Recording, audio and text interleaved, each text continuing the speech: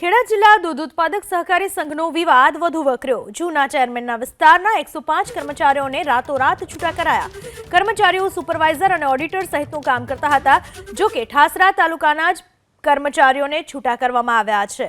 થોડા દિવસમાં જ કાયમી કરવામાં આવનાર કર્મચારીઓને છૂટા કરવામાં આવતા સમગ્ર વિસ્તારમાં ચર્ચા શરૂ થઈ છે।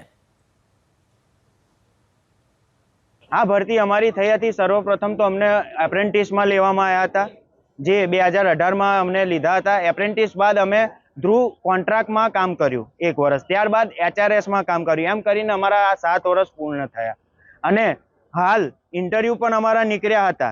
ઇન્ટરવ્યૂ અમારા ક્લિયર થઈ ગયા અને ટૂંક જ સમયમાં અમને કાયમીનો ઓર્ડર પણ આપવાના હતા। તેમ છતાંય અમને એનાથી વંચિત રાખીને આ વસ્તુ પર એઓએ અમલ ના કરીને ખબર નહીં કયા કારણોસર અમને આજ સુધી એ જ ખબર નથી પડતી, સીધા તમને કહે છે ફોન કરીને છૂટા કરી દીધા, જે યોગ્ય નથી ગણાતું।